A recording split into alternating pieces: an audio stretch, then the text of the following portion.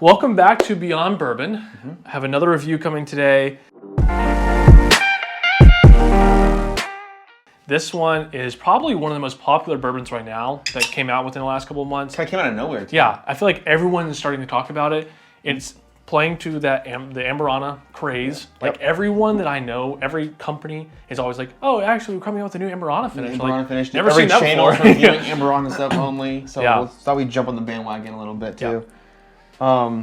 This is from RD1. It is a local distillery here in Lexington. Mark Soups is a partial owner, so shout out to you, Mark. But we actually we went to, it's not like their distillery, but it's like their tasting room. Little tasting room, yeah. We did a little taste of the French oak, the regular one. They didn't have the Amburana then. This was in January. Yeah, this was a while ago. They had a big transformation this summer. They kind of had a glow up a little bit. Yeah, I think so. I love their bottles. I like that it's different.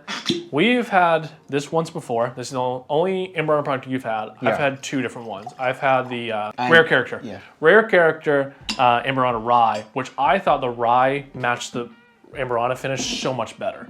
I can imagine that. Yeah. Like, it was because the spiciness came balanced with the sweetness. With that extra sweetness. Because this is so sweet. Like it's like every cinnamon thing you can ever think of combined. Like that's all I got last time is cinnamon apples. Which I don't mind a little bit, but like they need to do like this and then mix it with a little bit of just regular small batch stuff. Because it is just last time I remember at least. Maybe it's opened up or.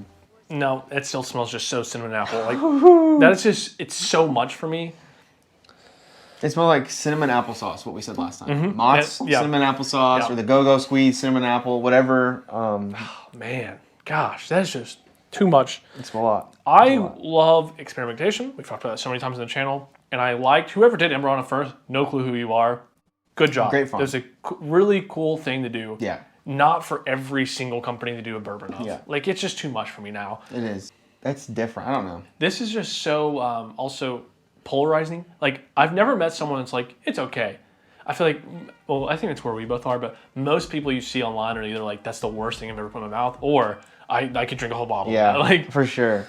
What proof is this? 100? 110. Wow. 110 that's higher than I remember it being.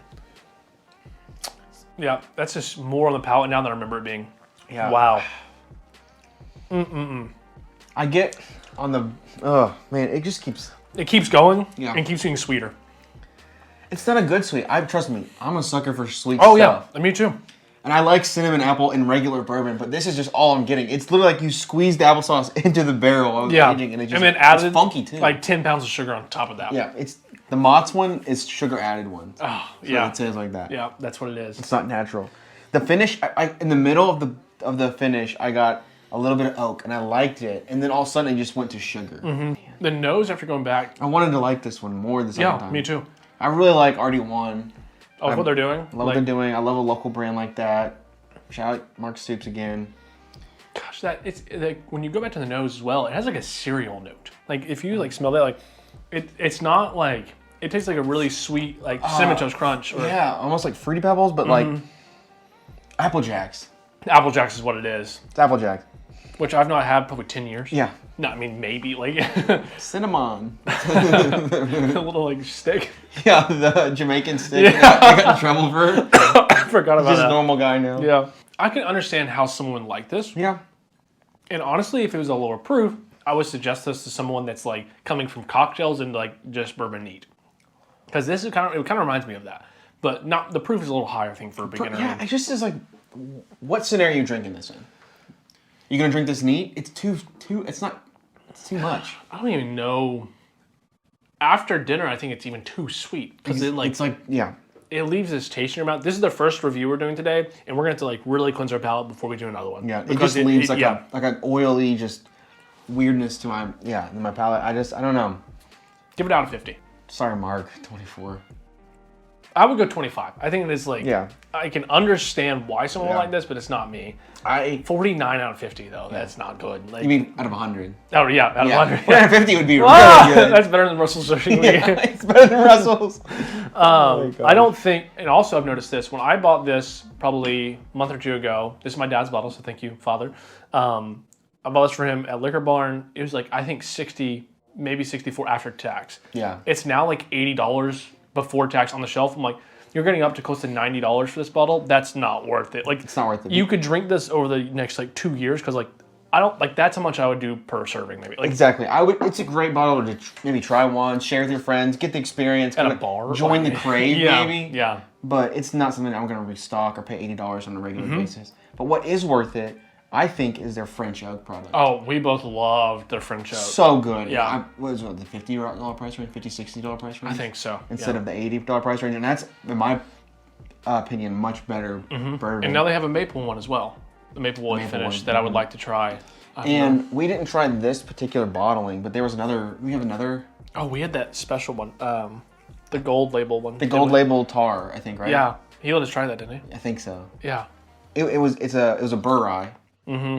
Delicious. It's so good. It was absolutely phenomenal. So this is a celebratory bottle from one we won the Citrus Bowl a couple years ago. We're still holding on. Probably won't happen again.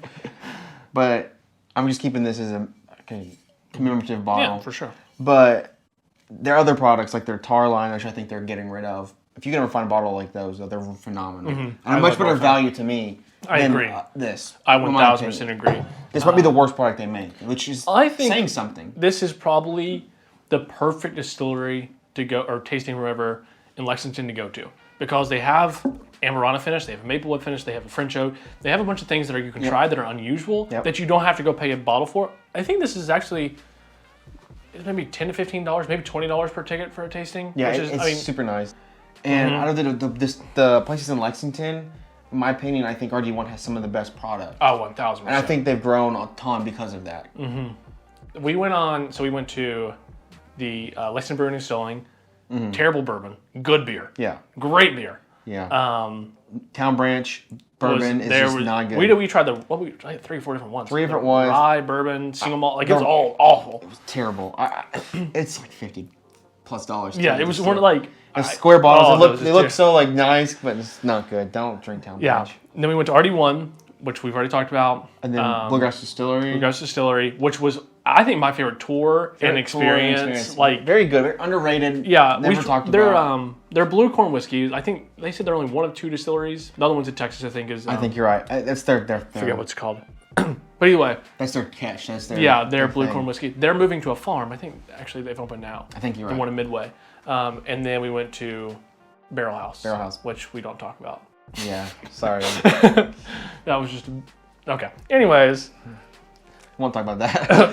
I think this is worth trying, especially if you go to the distillery, get the experience. But let us know what you guys think about the Amburana craze in general. And if you have an Amburana product that you love, let us know what that is. Maybe we can try that and see if it gets any better. Maybe Amburana blind? That doesn't sound good at all. That'd be a miserable experience. Man, unless there's a good one out there. Yeah. So thank you guys. Please like and subscribe, and we'll see you next week.